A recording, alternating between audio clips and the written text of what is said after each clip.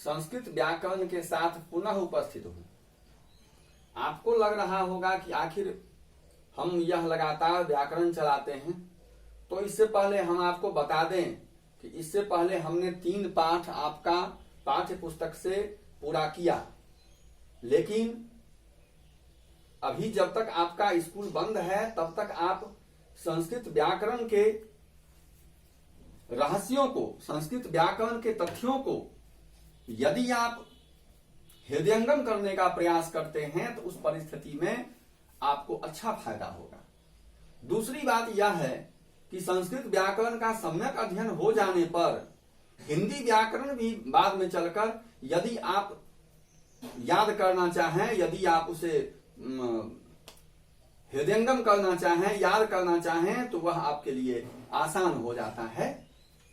अब हम वृद्धि संधि की ओर चलते हैं कि वृद्धि संधि हम किसे कहते हैं।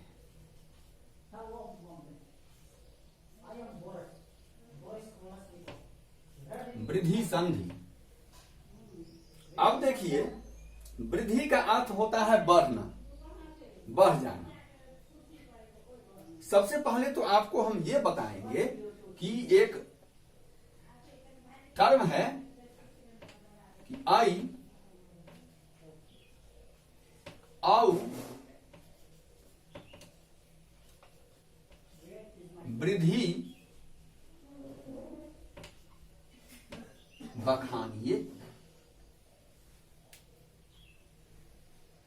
आई औ वृद्धि बखानिए, तो इसका अर्थ यह है कि जिस शब्द के बीच में ऐकार हो या जिस शब्द के बीच में औकार हो, तो समझ लेना चाहिए कि वहां वृद्धि संधि हुई है। तो आई और औ को हम क्या कहेंगे? आई और औ को हम वृद्धि स्वर कहते हैं।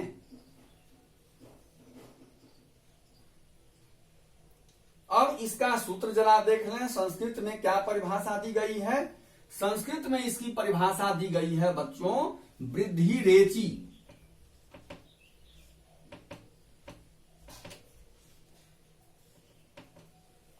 संस्कृत में परिभाषा दी गई है वृद्धि रेची, जिसके अंतर्गत यह बताया गया है कि यदि प्रथम पद के अंत में अ या आ हो। अब देखिए इसको हम कैसे बताते हैं। देखिए, प्रथम पद के अंत में, प्रथम पद के अंत में अ या आ रहता है, अ या आ में से कोई भी पद रहेगा, और दूसरे पद के शुरू में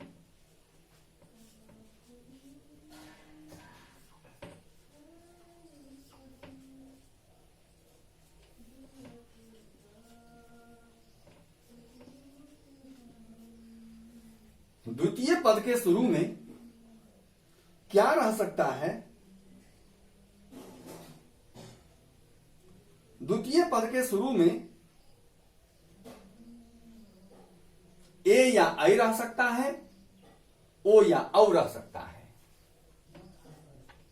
ए, आई, ओ या औ। अब आप ध्यान से देख लीजिए कि इस वृद्धि संधि के अंदर प्रथम पद के अंत में क्या रह सकता है और दूसरे पद के शुरू में क्या रह सकता है। तो प्रथम पद के अंत में अ या आ रह सकता है, जबकि दूसरे पद के शुरू में ए, आई, ओ, औ में से कुछ भी रह सकता है। अब होगा क्या? अब होगा ये कि अगर प्रथम पद के अंत में अ हो और दूसरे पद के शुरू में ए हो, तो अ और ए मिलकर आई हो जाएगा। अब जैसे देखिए, उदाहरण है एक जोड़ एकम, एक जोड़ एकम, ये दोनों मिलकर क्या हो जाते हैं? ये दोनों मिलकर एकैकम हो जाते हैं। एक एक एकैक। अब देखना है आपको ये कि प्रथम पद के अंत में जो क है, इस क के अंत में अ है और यहां ए है। यही अ और ए मिलकर ऐ हो गया। यही आपको ध्यान देना है। फिर वैसे ही अगर अ के साथ ऐ लगता है, अर्थात यदि प्रथम पद के अंत में अ होता है और दूसरे पद के शुरू में ऐ होता है, तब दोनों मिलकर क्या बनेंगे? तो देखिए, अगर प्रथम पद के अंत में अ है, दूसरे पद के शुरू में ऐ है, तो फिर भी दोनों मिलकर ऐ हो जाते हैं। उदाहरण परम जोर ऐश्वर्यम। देखिए, परम जोर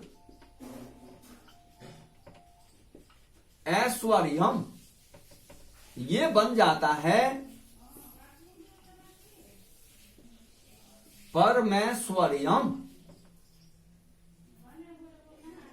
तो हमने सबसे पहले देखा कि अ के साथ जब ए मिलता है तो ऐ होता है, जिसका उदाहरण हमने देखा एक जोड़ एकम, एकैकम।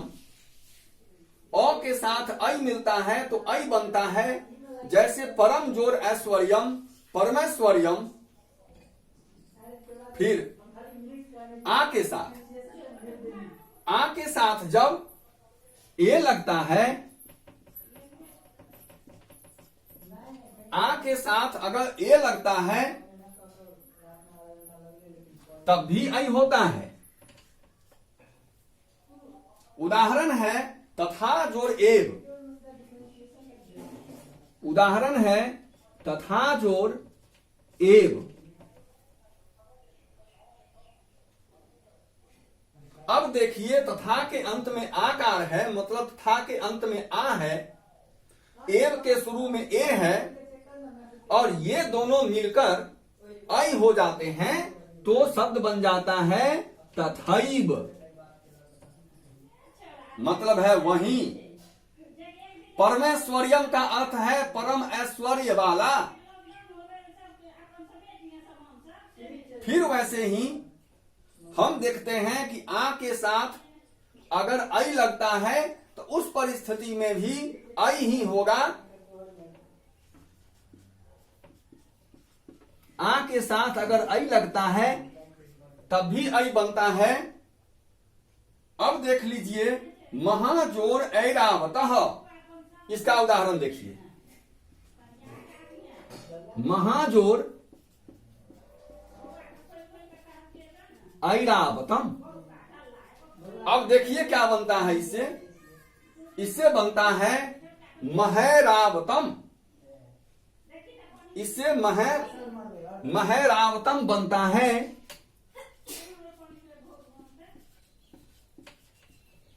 महैरावतम। तो इस प्रकार हमने देखा कि अ या आ के बाद अगर ए या ऐ होता है तो दोनों मिलकर ऐ बनता है। फिर वैसे ही अगर अ या आ के बाद ओ या औ लगता है तो दोनों मिलकर औ हो जाता है। लेकिन आज भर के लिए हम इतना ही रखते हैं। आप फिलहाल इसका अभ्यास कीजिए, फिर कल हम आगे देख लेंगे। That's all.